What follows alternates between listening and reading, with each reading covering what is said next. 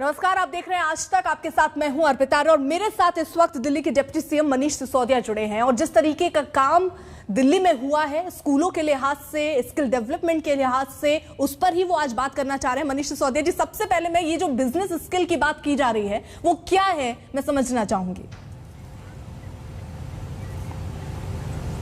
ये business blaster हमारा एक नया प्रोग्राम है जो हमने स्कूल में शुरू किया है 11वीं और 12वीं के बच्चों के लिए। आमतौर पे होता क्या है कि हम अपने बच्चों को केवल और केवल नौकरी करने लायक बनना की प्रेरणा देते हैं। उनको कहते हैं पढ़ लिख लो और अच्छी सी नौकरी करना, लेकिन वो अच्छा ऐसा बिजनेस भी तो कर सकते हैं। और उन्हीं के अंदर आने वाली कंपनियों के सीईओ छिपे हुए हैं। आज से 10 साल बाद जो कंपनी सक्सेसफुल होगी उसका सीईओ कहीं ना कहीं हमारे स्कूल में ही पढ़ रहा होगा, जिसको हम नौकरी के लिए तैयार कर रहे हैं। तो वो जाके धक्के खाएगा फिर। तो इसलिए हमने ये बिजनेस ब्लास्टर शुरू किया है। इसमें हम अपने बच्चों को सीड मनी दे रहे हैं। 60 करोड़ का सीड मनी दिल्ली सरकार अपने 11वीं और 12वीं के बच्चों को दे रही है, जिसमें वो अपने स्टार्टअप शुरू कर सकते हैं, अपने नए नए आइडियाज़ लेके आ सकते हैं। और हमारे बच्चों ने 51,000 स्टार्टअप आइडियाज़, 51,000 बिजनेस आइडियाज़ पे काम करना शुरू किया है। इसको सरकार अब नर्चर कर रही है और इसको काफ़ी हद तक आगे लेके जाएगी। आपको ये तो लगता ही होगा कि बहुत सारे ऐसे लोग हैं जिनके स्किल्स अच्छे हैं। ये जो जिस एज ग्रुप की आप बात कर रहे हैं, अच्छी बात है कि उनके स्किल को डेवलप आप कर रहे हैं, लेकिन क्या आप ये मानते हैं कि उनके पास इतनी पूंजी होगी, इतने पैसे होंगे कि वो कोई स्टार्टअप शुरू कर सके? देखिए, स्टार्टअप शुरू करने के लिए सबसे पहले तो एक माइंडसेट चाहिए।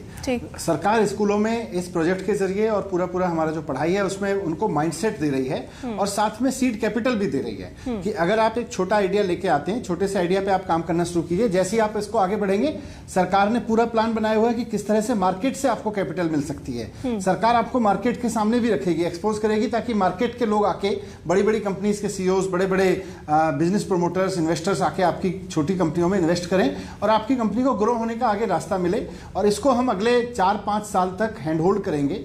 इन बच्चों को, जो अच्छे बच्चे होंगे, जो अच्छे प्रमोशन, जो प्रॉमिसिंग बच्चे होंगे, इनको यूनिवर्सिटी में डायरेक्ट बिना कंपटीशन के एडमिशन दिलवाएंगे, डीटीयू में, एनएसयूटी में, ताकि एक तरह से ये भी एक कंपटीशन है। इस कंपटीशन के टॉपर बच्चों को सीधे डीटीयू या एनएसयूटी में एडमिशन मिलेगा, जिससे वहां जाके आगे की पढ़ाई करेंगे और साथ साथ इनके साथ इन्वेस्टर्स भी अटैच हो जाएंगे।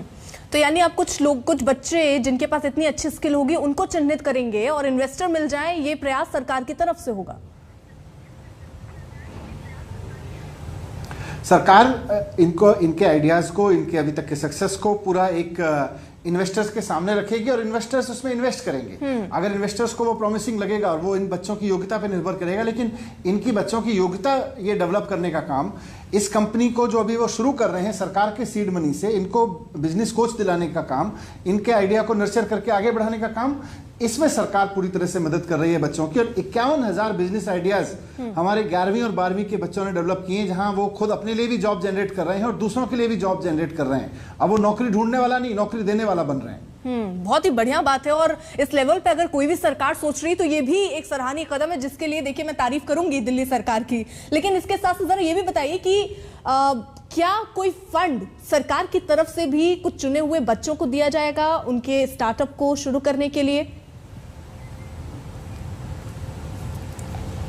नहीं, जैसे मैंने कहा कि 60 करोड़ रुपए का सीड मनी तो सरकार की ओर से ही दिया जा रहा है। और इसमें जो भी प्रॉमिसिंग बच्चे हैं उनको आगे बढ़ने के लिए फिर सरकार 60 करोड़ रुपए को, इसको बच्चे अपने अपने स्टार्टअप में यूज करके पहला स्टेप उठा रहे हैं। फिर जो बच्चे आगे अच्छा करेंगे, जो प्रॉमिसिंग रहेंगे इसमें से, उनको आगे जाके सरकार मार्केट में एक्सपोज करेगी, उनको मार्केट में पूरा एक्सपोजर दिलाएगी कि किस तरह से मार्केट में बैठे लोग अगर उसमें इंटरेस्टेड हो तो उसमें इन्वेस्ट कर सकते हैं। वो प्लेटफॉर्म भी सरकार दिलाएगी। और इन बच्चों को आगे की पढ़ाई के लिए भी एडमिशन, अब उनको रोट लर्निंग की जरूरत नहीं है, वो इस कंपटीशन से भी एनएसयूटी या डीटीयू में एडमिशन ले सकते हैं। अच्छा, जो ये स्किल है सर, ये ऑप्शनल है या कंपलसरी है बच्चों के लिए? अगर कोई किसी और बिजनेस स्किल को ना डेवलप करके कुछ और स्किल डेवलप करना चाह रहा है तो कुछ उधर भी बढ़ सकता है आगे?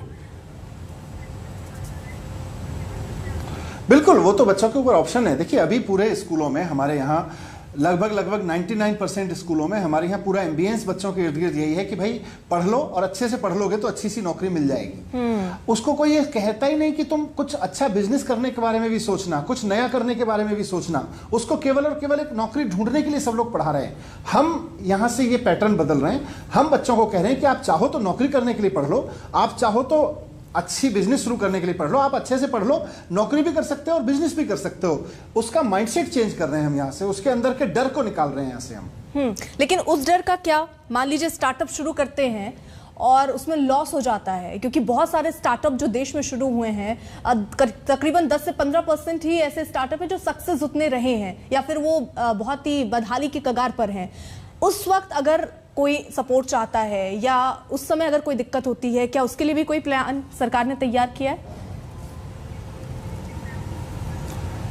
देखिए, हमने स्टार्टअप का पूरा स्टडी किया और स्टार्टअप ऐसे लोगों द्वारा इस स्टेज में जाके बनाए जा रहे हैं जब उनके ऊपर किसी नौकरी करने का, अर्निंग करने का बहुत प्रेशर रहता है। इसीलिए हमने इसको 11th एंड 12th से शुरू किया कि अगर आप फेल भी होते हैं तो वी आर रेडी। हम सरकार की तरफ से इन्वेस्टमेंट दे रहे हैं और सब बच्चों को कह रहे हैं कि आप अपना आइडिया लेके सक्सेस होकर दिखाइए, और अगर फेल भी होते हैं तो फेलियर से सीख के दिखाइए, फेलियर से सीख के एक बड़ी जीत की तरफ आगे बढ़िए। लेकिन जरा ये बताइए ना, अगर 12th के बाद कोई बच्चा आप पाते हैं कि उसके अंदर वो स्किल है कि वो स्टार्टअप शुरू कर सके, वो शुरू भी करता है, खुदा ना खास्ता 5-6 साल बाद नहीं चलता उसका स्टार्टअप, तो क्या आगे की हायर एजुकेशन में दिक्कत नहीं होगी? नहीं, हायर एजुकेशन तो मेरे ख्याल से वो 5-6 साल में पूरी कर चुका होगा। हम इसीलिए उसको हायर एजुकेशन में एडमिशन भी दिला रहे हैं ना, जो इसके नहीं, अगर 12th के बाद भी शायद आप कह रहे हैं, अगर मैंने सही सुना सीधे यूनिवर्सिटीज में हाँ, 12th के बाद हम उसको हायर एजुकेशन में, उसको NSUT, DTU जैसी यूनिवर्सिटीज में उसको एडमिशन दिला रहे हैं, जहां वो BBA के प्रोग्राम में आराम से BBA कर सकता है। और BBA में के दौरान भी उसके पास इन्वेस्टर रहेगा, यूनिवर्सिटी लेवल पे उसके इंक्यूबेशन सेंटर रहेगा, उसको बिजनेस कोचिंग होती रहेगी, साथ साथ वो अपनी DTU या NSUT या IGDTW या IP यूनिवर्सिटी जैसी प्रीमियम यूनिवर्सिटी से, कॉलेजेस से वो अपनी पढ़ाई पूरी कर सकता है। पढ़ाई करने के बाद उसके पास ऑप्शन है, वो चाहे तो बिजनेस भी कर सकता है, चाहे तो नौकरी भी कर सकता है। बट इस 4-5 साल में मुझे पूरा यकीन है कि वो बच्चा अपने बिजनेस को लेके इतना आगे बढ़ जाएगा कि वो आने वाले 10 साल में किसी इसका या इस जैसी किसी बड़ी कंपनी का CEO होगा, बड़ी कंपनी का प्रमोटर होगा। इसीलिए मैंने आपसे कहा कि हम ये मान के चल रहे हैं कि आज से 10 साल बाद जो सफलतम कंपनियां होंगी देश की, उनके CEOs आज की तारीख में हमारे स्कूलों में हैं, और हमको उनको स्कूलों में CEO की तरह से पढ़ाना चाहिए, ना कि एक जॉब सीकर की तरीके से। तो सर, इनके लिए जो शिक्षक हैं, उनके लिए वो किस तरीके के शिक्षक हैं जो इस तरीके की स्किल को बच्चों में आगे बढ़ा रहे हैं? हमारे टीचर्स हैं, उनको पिछले 4-5 साल में हमने ट्रेन किया है। हमारे प्रिंसिपल्स हैं जिनको हमने IIM से स्पेशल ट्रेनिंग्स दिलवाई हैं स्कूल चलाने के लिए और इस तरह की एजुकेशन के लिए। साथ साथ में जो यंग एंटरप्रेन्योर्स हैं, जो CEOs हैं, करंट CEOs हैं, करंट प्रमोटर्स हैं, यंग एंटरप्रेन्योर्स हैं, हमने उनको भी एम्बेड किया है। साथ साथ जो DTU या NSUT जैसी बड़ी बड़ी यूनिवर्सिटीज़ हैं, यहाँ पर जो बच्चे MBA की पढ़ाई कर रहे हैं, वो भी इनको बिजनेस कोच के रूप में काम कर रहे हैं। ठीक है सर, ये बहुत ही अच्छा प्रोग्राम है और जाहिर तौर पर बच्चों की स्किल इससे बढ़ेगी।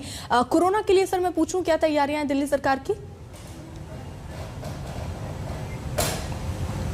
कोरोना, देखिए, अब एक नए वेरिएंट की दस्तक हुई है दुनिया में, तो हमने उसको एक बहुत बड़े रेड अलर्ट के रूप में लिया है और हमने अपनी सारी एजेंसीज को फिर से सतर्क कर दिया है कि आपको जो तैयारियां पहले से हम कर रहे थे बड़े पैमाने पर, वो फिर से कहीं उसमें कोई ढिलाई ना हो।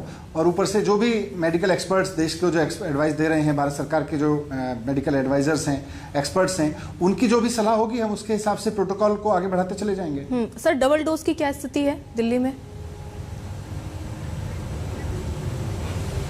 डबल डोज अभी तक मैं आपको, if you give me 1 second, मैं आपको लेटेस्ट स्टेटस आपका बता सकता हूँ।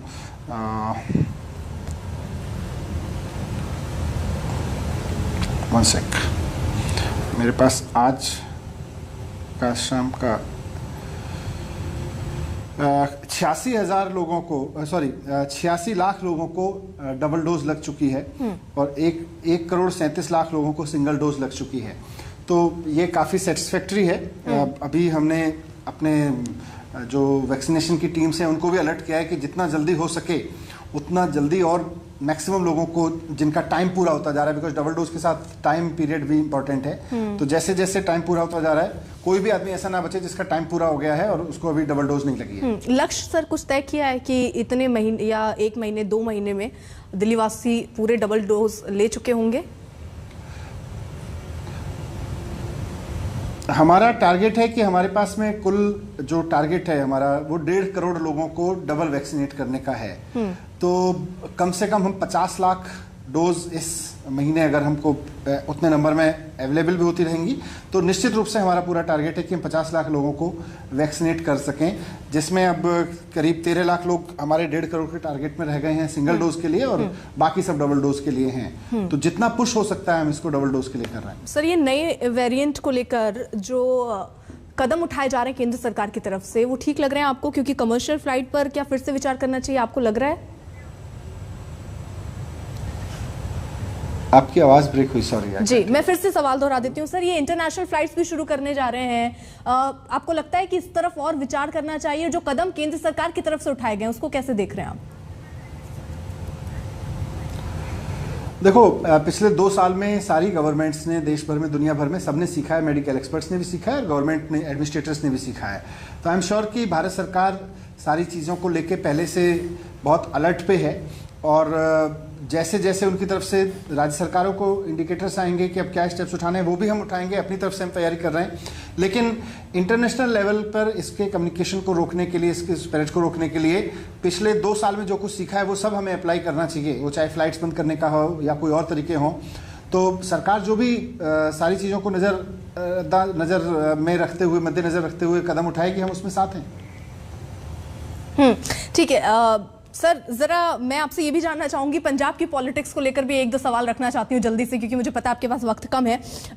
नकली केजरीवाल, इसका जिक्र असली केजरीवाल ने किया, ये नकली केजरीवाल कौन है सर?